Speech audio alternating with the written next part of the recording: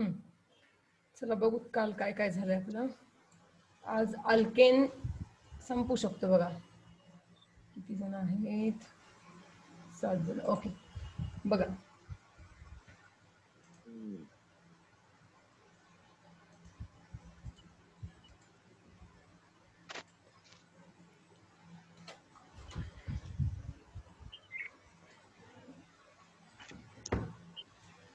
तर आपण काल काय पाहिलं होतं बघा.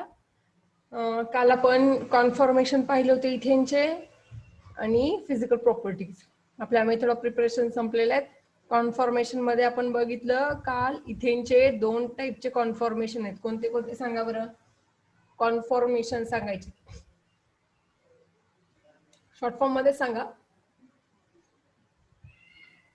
कोणते कोणते पाहिले आपण इथेनचे कॉन्फॉर्मेशन.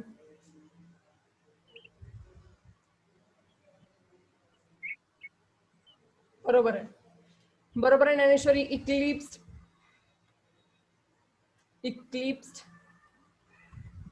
And staggered. ठीक आहे. ते 2 मेथड त्याच्यामध्ये पण आपण 2 मेथडनी हे इक्लिप्स आणि स्टॅगर्ड पाहिलं होतं बघा. न्यूमॅन प्रोजेक्शन आणि सॉहर्स प्रोजेक्शन. मग आता याच्यामध्ये व्यवस्थित उत्तर द्या. या दोघांमध्ये इक्लिप्स आणि स्टॅगर्ड मध्ये 2 स्ट्रक्चर मध्ये स्टेबल कोणतं आहे? या 2 स्ट्रक्चर मध्ये स्टेबल कोण आहे? बरोबर आहे. बाकीचे कुठे गेले? ज्ञानेश्वरी बरोबर आहे. स्टॅगर्ड जास्त स्टेबल आहे. परत आपण त्याच्या फिजिकल प्रॉपर्टीज पाहिल्या होत्या बघा. त्याच्यामध्ये आपण बॉइलिंग पॉइंट पाहिला होता. बॉइलिंग पॉइंट याच्यामध्ये काय पाहिलं तुम्ही? Boiling point is directly proportional to. Direct का इन्व्हर्स रिलेशन आहे मला सांगा. मोलेक्युलर मास याच्यासोबत डायरेक्ट का इन्व्हर्स रिलेशन आहे? Direct relation. परत इंटरमॉलिक्युलर फोर्सेस. Intermolecular force. सर्वांनीच उत्तर द्या. मला एक जणच उत्तर द्यायले. म्यूट केले की बाबा.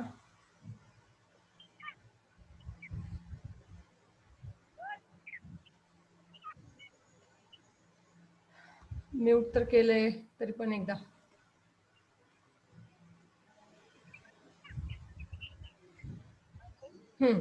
बर. म्यूट केले आता सर्वांना. कोणतं रिलेशन असेल इंटरमॉलिक्युलर फोर्स सोबत? बरोबर आहे. प्रीती, ज्ञानेश्वरी, दीपक बरोबर आहे. Direct relation. ठीक आहे. परत सरफेस एरिया.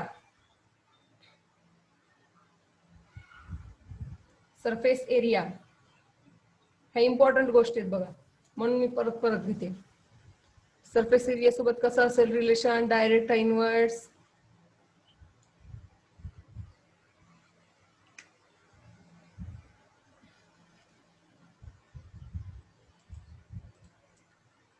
डायरेक्ट. बरोबर आहे. डायरेक्टली प्रोपोर्शनल असेल. ठीक आहे. मग आता आपल्या फिजिकल प्रॉपर्टीज झाल्या. आता आपण काय करूया? त्याच्या केमिकल प्रॉपर्टीज कडे जाऊया. केमिकल प्रॉपर्टीज मध्ये बेसिकली आपण हे स्टार्टिंगला हे बघूया की अल्केन. ठीक आहे. अल्केन विषयी चालू आहे. तर अल्केन हे generally most of the times substitution दाखवतात. कोणती रिएक्शन दाखवतात? तर सबस्टिट्यूशन दाखवतात. बाकी दुसऱ्या कुठल्या रिएक्शन दाखवत नाही तेवढ्या जास्त. सबस्टिट्यूशन रिएक्शन दाखवतं. ठीक आहे. मग आता त्यातली फर्स्ट रिएक्शन आहे हॅलोजिनेशन. मला वाटते ही रिएक्शन तुम्हाला कुठेतरी झालेली असावी. बघूया आपण रिएक्शनचं म्हणणं काय आहे ते बघूत अगोदर. सिंपल रिएक्शन आहे. मिथेन कोणताही घेऊ शकता तुम्ही अल्केन. ठीक आहे. पहिल्यांदा बघूया मिथेन. याची रिएक्शन करायची आहे क्लोरीन सोबत, Cl2 सोबत. इथे तयार होईल क्लोरोमिथेन. परत तो Cl2 सोबत क्लोरीन सोबत रिएक्ट होतो. त्याच्यापासून तयार होतो डायक्लोरोमिथेन. ठीक आहे. परत तो डायक्लोरोमिथेन क्लोरीन सोबत रिएक्ट होतो. डायक्लोरोमिथेन क्लोरीन सोबत रिएक्ट झाला की परत इथे तयार होतो ट्रायक्लोरोमिथेन. परत ट्रायक्लोरोमिथेन क्लोरीन सोबत रिएक्ट झाला की टेट्राक्लोरोमिथेन. ठीक आहे. किंवा याला आणखीन एक नाव आहे कार्बन टेट्राक्लोराइड. ही रिएक्शन अशा प्रकारे आहे. ही रिएक्शन तुम्हाला झालीये कुठे झालीये सांगता येईल का? कोणत्या चॅप्टर मध्ये झाली आहे? HDA, बरोबर आहे, झाली आहे. ठीक आहे, ही रिॲक्शन झाली आहे. बघा आता ही रिॲक्शन कशी असेल. आता ह्या हॅलोजिनेशन मध्ये मिथेनचे जोपर्यंत हायड्रोजन संपत नाही तोपर्यंत ही रिॲक्शन होत राहते. हा Cl2 सोबत रिॲक्ट होत असतो. मग आता तुम्हाला आठवत असेल ह्या रिॲक्शन मध्ये कोण तयार होते जरा सांगा बरं. मेकॅनिझम मध्ये रॅडिकल तयार होतात का, कॅटायन तयार होतात का, एनायन तयार होतात, सांगा बरं. कॅटायन, एनायन का फ्री रॅडिकल मेकॅनिझम न होणारी रिॲक्शन आहे ही, सांगा बर. रिॲक्शन झालीये म्हणून मी विचारते.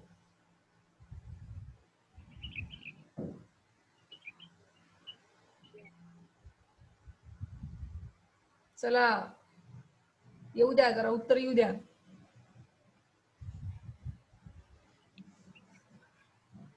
बाळनो रिॲक्शन असं तोंडपाठ असल्या पाहिजेत बरं का. आता ह्या रिॲक्शन ना असं नाही की त्याच चॅप्टर पुरत्या मर्यादित असतात. त्या चॅप्टर मधली रिॲक्शन एखादी दुसरी पुढच्या चॅप्टर मध्ये येऊ शकते, काही अडचण नाही त्याची. तिथं जर ती केमिकल प्रॉपर्टी असेल तर दुसऱ्या चॅप्टर मध्ये ती मेथड ऑफ प्रिपरेशन असू शकते, काही असू शकते. आठवणा झालंय, ही मेथड आहे फ्री रॅडिकल मेकॅनिझम न होणारी रिॲक्शन आहे. ठीक आहे, आता इथे लक्ष द्या व्यवस्थित, इथे लक्ष द्या बरं. बघूया आपण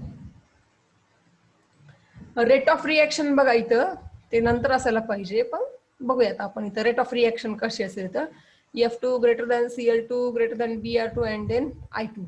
जनरली ही F2 सोबत रिॲक्शन होत नाही कारण हे F2 खूप फास्ट रिॲक्ट होतो. परत कार्बनची किंवा अल्केनची रिॲक्टिव्हिटी कशी असेल, 3 degree 2 degree and then 1 degree. ह्याच्यामुळं, कारण की रिॲक्शन जर तुम्हाला फास्ट व्हावी किंवा चांगल्या प्रकारे व्हावी असे वाटत असेल तर रेट ऑफ रिॲक्शन कशी डिपेंड करते बघा. कारण इथं म्हटलेलं आहे मी, इथं रॅडिकल तयार होतात. ठीक आहे, मग रॅडिकलची रिॲक्टिव्हिटी कशी असते, रॅडिकल कोणते रॅडिकल जास्त रिॲक्टिव्ह असतात, 1 to 3 का 3 to 1? रॅडिकलची रिॲक्टिव्हिटीची ऑर्डर कशी आहे हे तर यायलाच पाहिजे बघा. कार्बन रॅडिकल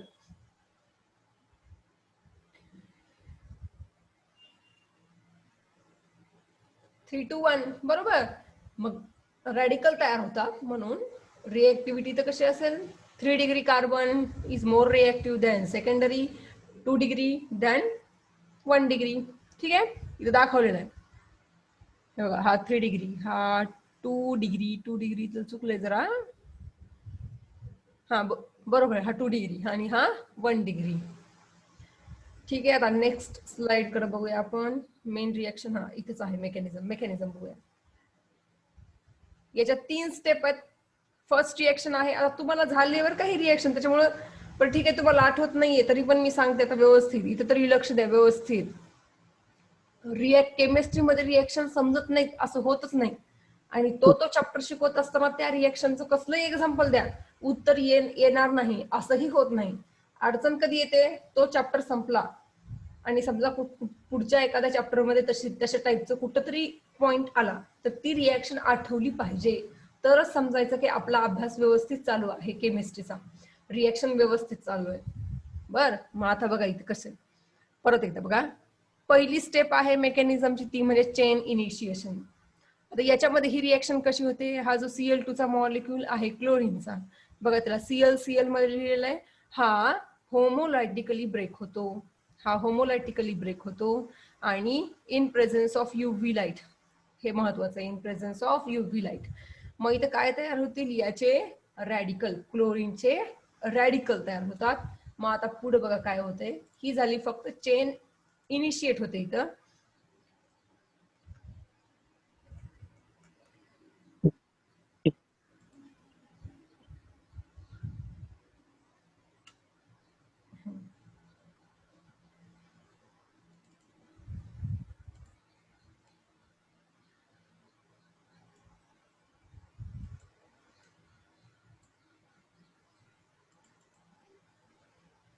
बघा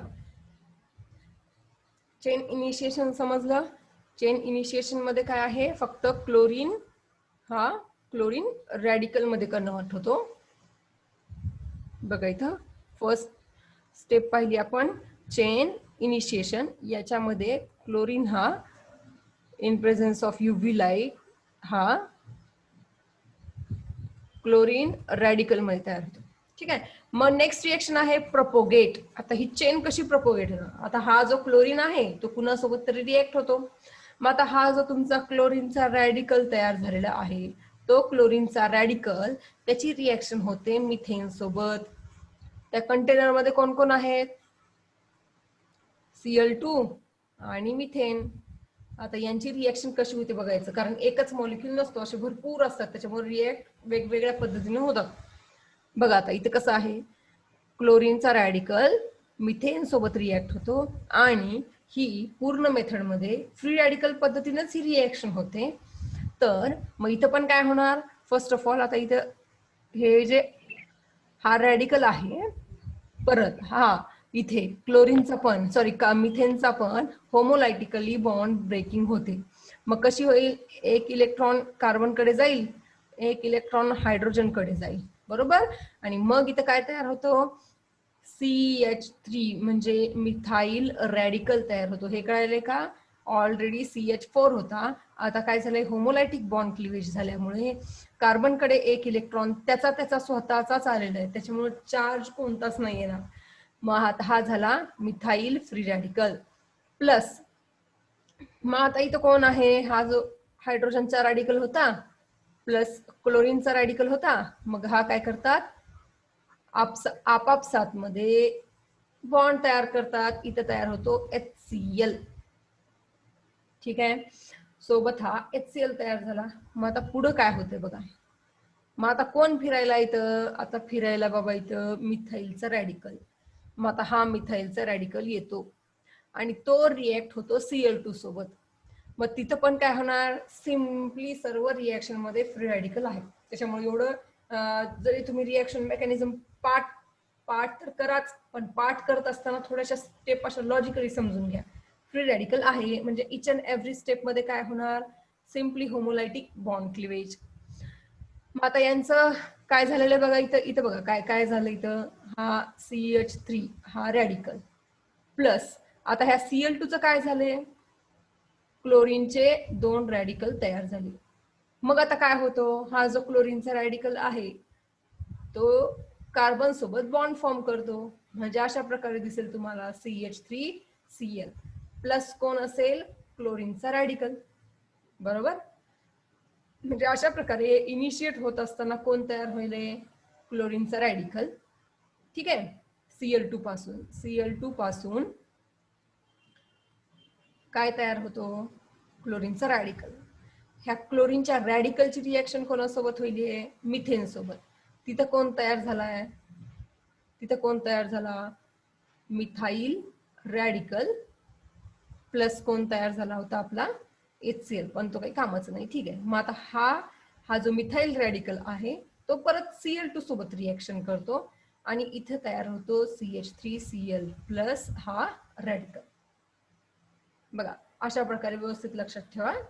पहिल्यांदा Cl2 आला, त्याच्यापासून रॅडिकल तयार झाला, तो रॅडिकल मिथेन सोबत रिएक्ट होतो, त्याच्यापासून तयार होतो मिथाइल रॅडिकल परत क्लोरीन सोबत रिएक्ट होतो, मग त्याच्यापासून आपला जरा प्रोडक्ट तयार झाला तो म्हणजे मिथाइल क्लोराइड किंवा क्लोरोमिथेन.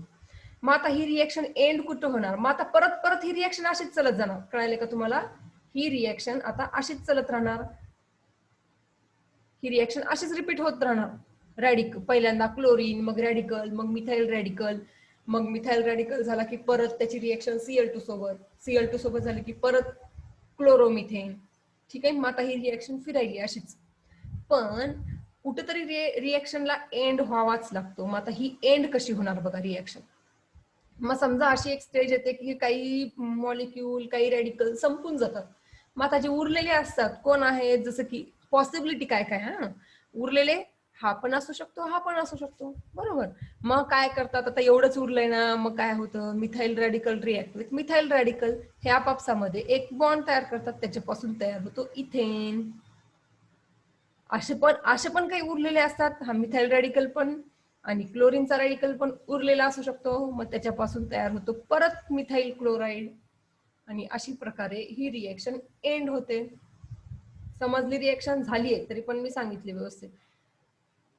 मग आता ही रिएक्शन पुढं ही तर झालीच, पण आता काय होतंय, हा क्लोरोमिथेन जो आहे तो पण काय करतो, क्लोरीन सोबत रिॲक्ट करतो. मग त्याच्यापासून तयार होतो CH2Cl2 डायक्लोरोमिथेन. परत हा क्लोरीन सोबत रिॲक्ट होतो, त्याच्यापासून तयार होतो ट्रायक्लोरोमिथेन. परत रिॲक्ट होतो टेट्राक्लोरोमिथेन किंवा कार्बन टेट्राक्लोराइड. रिॲक्शन समजली सर्वांना? रिॲक्शन संपली. पूर्ण या रिॲक्शन मध्ये कट करण्यासारखं काहीच नाही, मेकॅनिझम सहित पार्ट असलीच पाहिजे. एकदम सोपी रिॲक्शन आहे, याच्यावर 10-12 MCQ असेच काढता येतात. रिॲक्शन समजली का?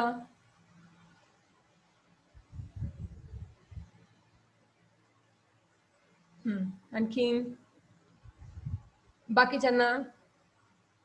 एकाला तर समजली. आणखीन? अरे व्हिडिओ चालू करून कुठं पळून गेलात की काय?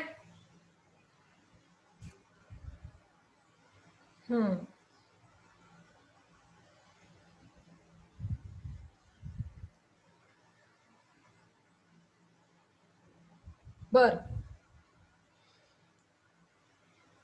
तर ही रिॲक्शन संपली. बाबांनो रिॲक्शन पाठ करा बर का.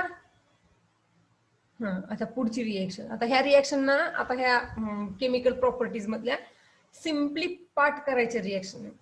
तुम्ही आता HDA मध्ये बघितले असतील, केमिकल मेथड जर असल्या त्याच्यासाठी काही काही एक्झाम्पल असायचे. तुम्हाला एक रिॲक्शन असायची, जसं की हीच एक्झाम्पल रिॲक्शन आहे हॅलोजिनेशन.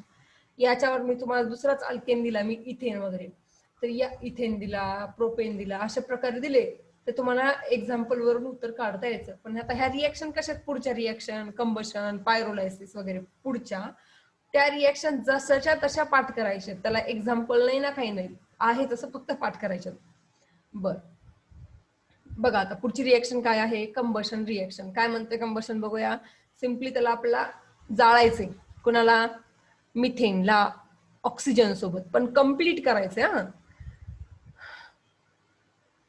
मग आता ह्याचं जर समजा कंबशन केलं, कम्प्लीट कंबशन करायचं, पूर्ण जाळायचंय आपल्याला त्या मिथेनला ऑक्सिजन सोबत. ठीक आहे, तर काय होईल, कार्बन डायऑक्साईड प्लस वॉटर तयार होतो. आता ही रिॲक्शन जशी दिसते ना तशीच सांगणार, याच्यामध्ये काही मेकॅनिझम नाही, काही नाही, काही नाही. इथेन घेतला, त्याच्यासोबत ऑक्सिजनची रिॲक्शन केली, कम्प्लीट कंबशन केलं, परत CO2 वॉटर. कोणताही अल्केन घ्या, कोणताही अल्केन घ्या, सिम्पली त्याचं कंबशन केलं की त्यापासून CO2 आणि वॉटरच तयार होतो. चेंज काय होईल, फक्त इथं त्याचे जे कोइफिशियंट आहेत तेवढे फक्त चेंज होतील. मग त्याचा पण आता ती रिएक्शन बॅलन्स करण्यासाठी मग आता इथं काय येऊ शकतात, वेगवेगळे नंबर्स येऊ शकतात. मग तुम्ही आता रिएक्शन बॅलन्स करत बसायची गरज नाही. मग त्यासाठी त्यांनी फॉर्म्युला पण दिलेला आहे NCERT मध्ये. समजा जर असा अल्केन घेतला, अल्केन म्हणजे काय, CnH2n+2, तर त्याच्यासोबत एवढे ऑक्सिजन घ्यावे लागतील लास्टला बर का, जेव्हा तुम्ही रिएक्शन बॅलन्स करता तेव्हा.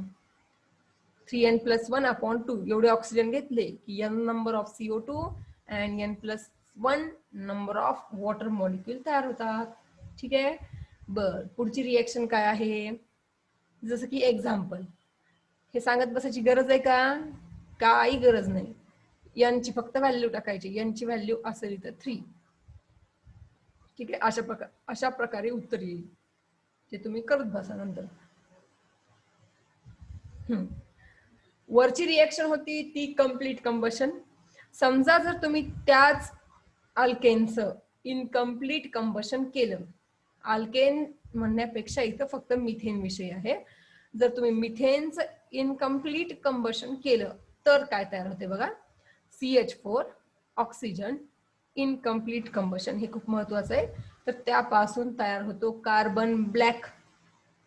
याला म्हणायचंय, ह्याचं नावच आहे कार्बन ब्लॅक. सॉलिड फॉर्म मध्ये असतो तो. सॉलिड फॉर्म, काजळी पण म्हणू शकता तुम्ही त्याला मराठीमध्ये. काजळी तयार होते बघा. तुम्ही चिमण्या असायच्या अगोदर खेडेगावामध्ये, त्या चिमणे लावल्यानंतर वर काजळी पकडायची, आठवते का, माहितीये का असं काही? मग तशा प्रकारची काजळी असते त्याला म्हणायचं कार्बन ब्लॅक आणि प्लस वॉटर. दोन रिएक्शन कन्फ्यूज होण्यासारखे आहेत त्याच्यामुळे व्यवस्थित पाठ करा. ह्याला एक्झाम्पल नाही काही नाही. कंप्लीट कंबशन झालं की CO2 plus water, incomplete combustion झालं की कार्बन ब्लॅक प्लस वॉटर. ठीक आहे. Okay next reaction. आज रिएक्शन संपतील बाबा. बरं आहे. मग नेक्स्ट लेक्चर मध्ये मस्तपैकी अल्किन चालू करायचं.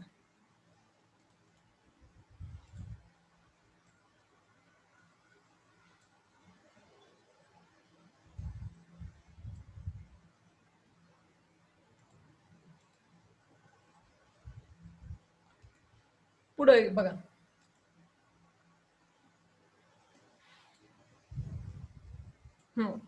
पुढची रिएक्शन आहे तिसरी रिएक्शन, ती म्हणजे कंट्रोल्ड ऑक्सिडेशन ऑफ अल्केन. अल्केनचं ऑक्सिडेशन केल्यानंतर काय तयार होते बघा. आता अल्केनचं ऑक्सिडेशन केलं की एकच प्रोडक्ट तयार होत नाही. जर तुम्ही अल्केनचं ऑक्सिडेशन केलं इन प्रेझेन्स ऑफ कॉपर, एवढं टेम्परेचर किती आहे 523 केल्विन 100 ऍटमॉस्फिअर. अरे बाबा याचा रिझल्ट कुठे गेला. Controlled oxidation. काय नोट्स लिहितात. एक मिनिट थांबा. आणि नोट्स मध्ये लिहायचं राहिलं जरा. कंट्रोल्ड ऑक्सिडेशन म्हणजे व्यवस्थित मोठ्या रिएक्शन आहेत. थांबा मला बघू द्या आता कुठे लिहिलेले आहेत का रिएक्शन. नाही. ठीक आहे. तुम्हाला आता रिएक्शन लिहायच्या असतील तर तुमच्याकडे पुस्तकं असतील त्या पुस्तकामध्ये बघून लिहा. NCERTच्या त्याच रिएक्शन आहेत. मी इकडे साईडला लिहून दाखवते. याचं जर कॉपर सोबत ऑक्सिडेशन केलं कॉपरच्या प्रेझेन्स मध्ये, ठीक आहे, कॉपरच्या प्रेझेन्स मध्ये जर ऑक्सिडेशन केलं तर त्यापासून तयार होतो अल्कोहोल. त्यापासून तयार होईल अल्कोहोल. याला एक्झाम्पल नाहीये. सिम्पली मिथेनचं ऑक्सिडेशन केलं की त्यापासून तयार होतो मिथाइल अल्कोहोल किंवा मिथेनॉल. ठीक आहे. परत सेकंड बेस या CH4चं परत तुम्ही जर ऑक्सिडेशन केलं in presence of molybdenum oxide MO2O3. हा पाठ करा. MO2O3 molybdenum oxide. तर याच्यापासून तयार होतो अल्डिहाइड प्लस वॉटर. ठीक आहे. याचं नाव सांगा बरं कोण आहे हा HCHO. HCHO नाव सांगा चला बरं. काल किती छान उत्तर दिले होते तुम्ही. आज काय मला वाटलं व्हिडिओ चालू करून झोपी गेले वाटले. फॉर्माल्डिहाइड. आणखीन बरोबर आहे दीपक. मला आयुपॅक नेम सांगा याचं काय आहे ते. फॉर्माल्डिहाइड बरोबर आहे. चला रे बोला रे उग. आता ह्याचं नाव येत नसते का सांगा बरं. हा मिथॅनॉल बरोबर आहे ज्ञानेश्वरी. मिथॅनॉल. अल्कोहोल म्हटलं की मिथॅनॉल. ठीक आहे. परत हे दुसरं ऑक्सिडेशन झालं. तिसरं याचंच ऑक्सिडेशन बरं का. मिथेनचं. मिथेन नाहीये आपण इथं घेऊया इथेन.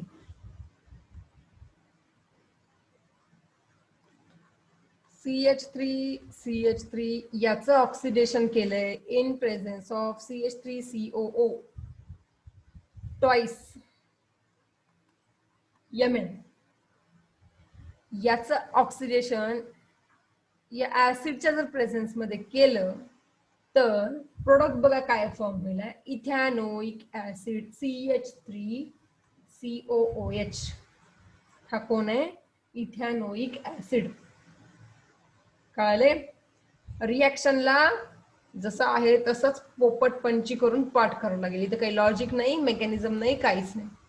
ठीक आहे. हे झालं त्याचं तिसरं ऑक्सिडेशन.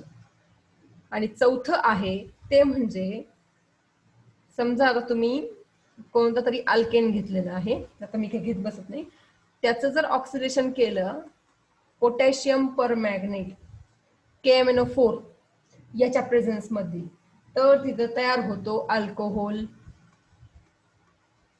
तर इथं की त्यांनी घेतलेला आहे, जो अल्केन घेतलेला आहे तो आहे 2-मिथाइल प्रोपेन. 2-मिथाइल प्रोपेन याचं KMnO4 याच्या प्रेझेन्स मध्ये जर ऑक्सिडेशन केलं तर सिम्पली अल्कोहोल काय होणार आहे, सिम्पली काय होतं ह्याचं अल्कोहोल म्हटल्यानंतर 2-मिथाइल प्रोपॅनॉल, 2-मिथाइल प्रोपॅन 2OL.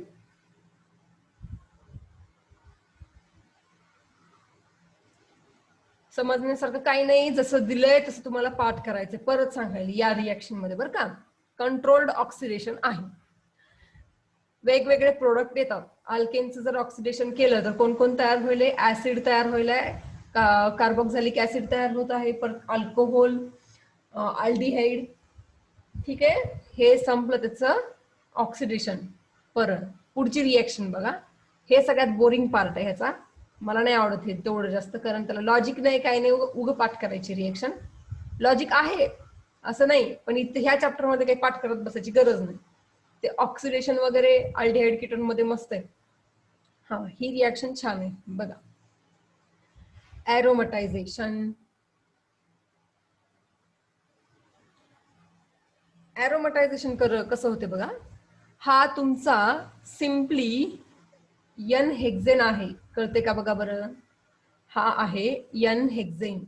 याला फक्त सरळ न लिहिता, हे बघा 1 2 3 4 5 6 स्ट्रेट चेन मध्ये न लिहिता त्याला फक्त राऊंड मध्ये लिहिलेलं आहे, जसं की असं.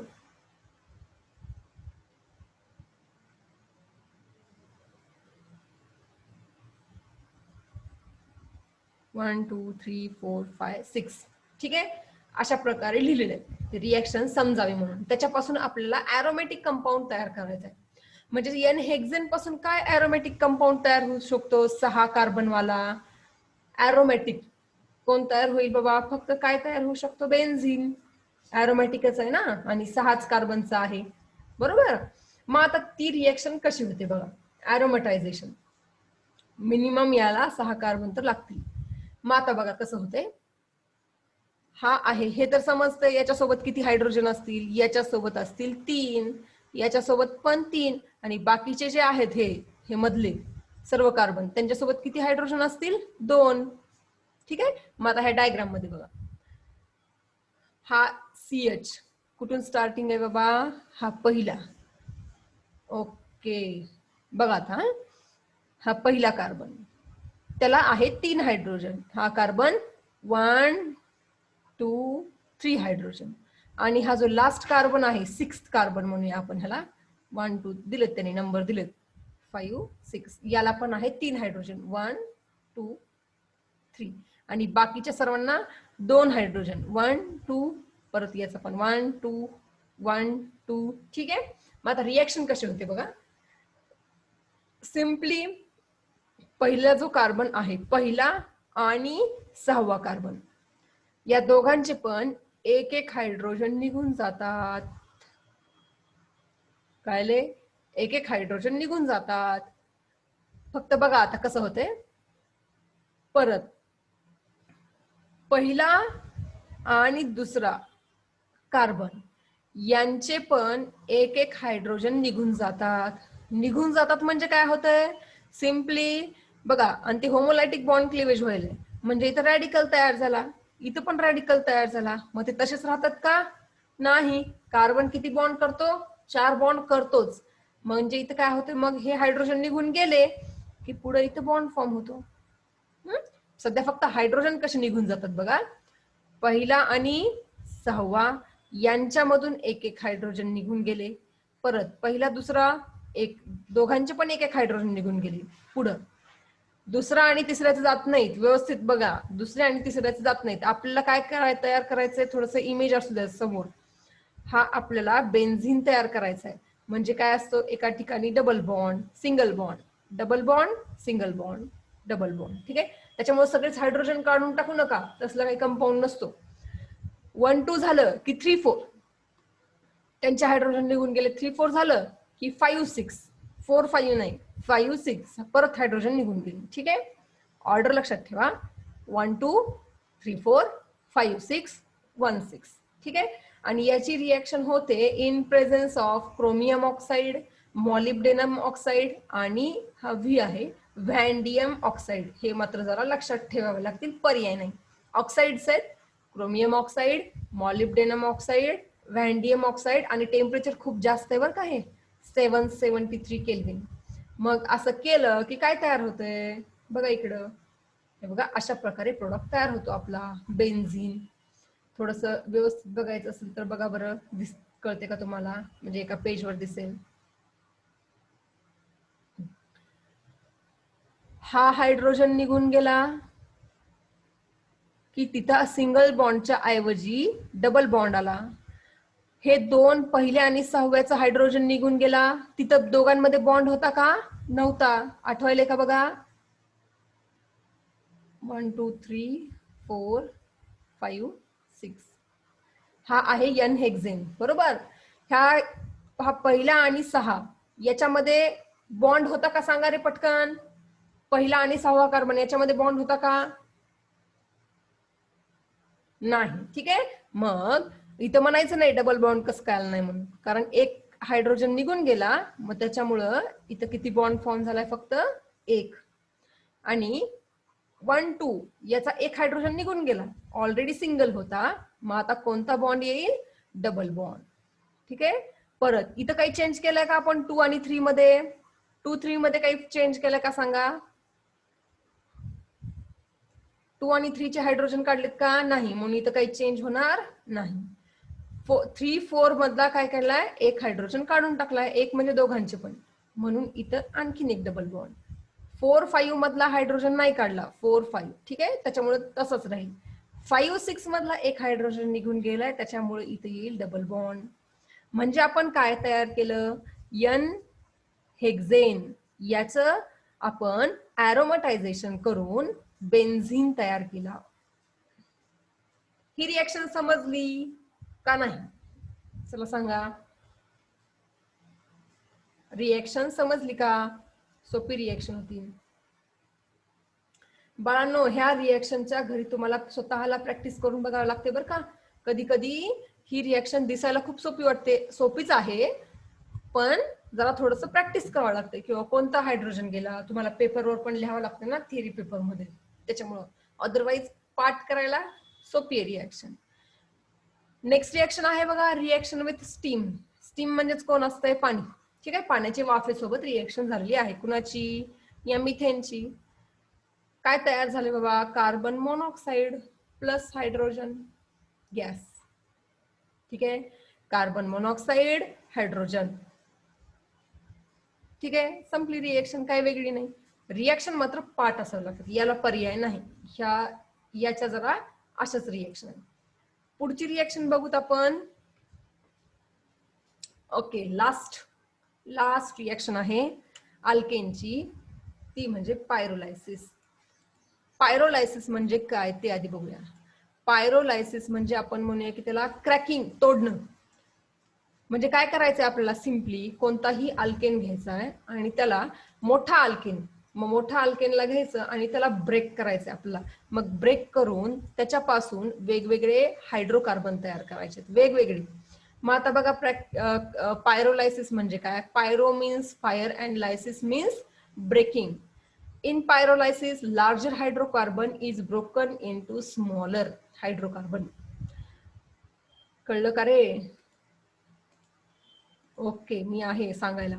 बघा आता इथं बाबा, चॅटिंग वाले कुठे गेले, असं कसं होतंय, थांबा जरा.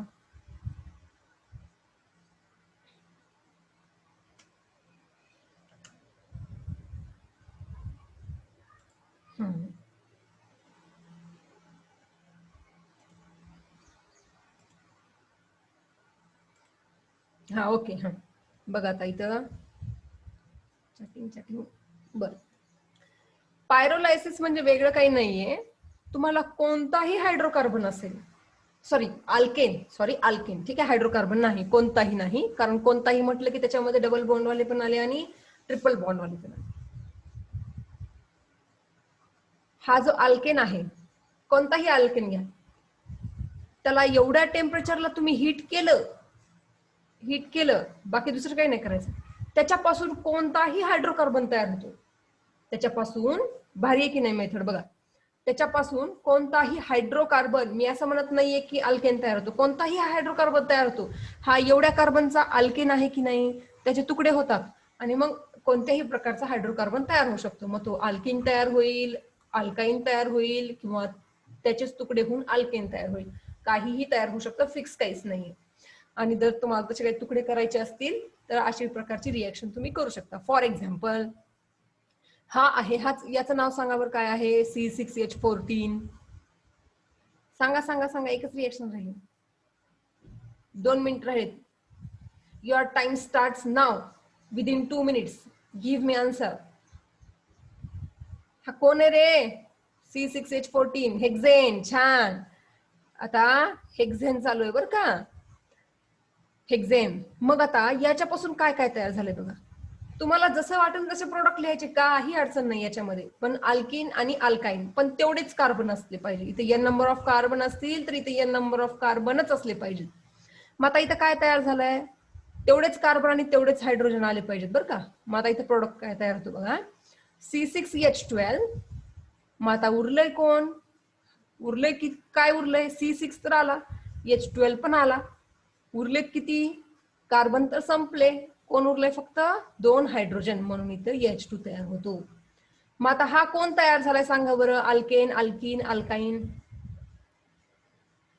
इथं कोण तयार झालाय पायरोलायसिस केल्यानंतर,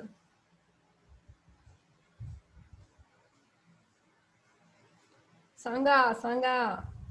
नाही रे दीपक, हा बरोबर आहे ज्ञानेश्वरी, अल्किन तयार झालाय बाळांनो. तुम्हाला फॉर्म्युले काय पूजा करून त्याला हळदी कुंकू लावा त्या मोबाईलला आणि ठेवून द्या देवासमोर, त्याच्यामध्ये आम्ही सेव्ह करून ठेवले म्हणून. तुम्हाला फॉर्म्युले दिलेत ना बाळांनो, ते काय फक्त मी स्वतः रिव्हिजन करण्यासाठी का. हा झाला अल्केन, हा झाला अल्किन, हा झाला अल्काईन. मला वाटायला होणं आता अवघड आहे, टाइम तर संपत यायलाय बाळांनो. सध्या राहू द्या, आपण इथं स्टॉप करूया, मध्येच मीटिंग एंड होईल. ठीक आहे, बाय बाय. एवढं तुम्ही लिहून घ्या व्यवस्थित, ठीक आहे. ओके, मी मीटिंग आता एंड करते, लिहून घ्या तुम्ही. बाकीचं सोमवारी.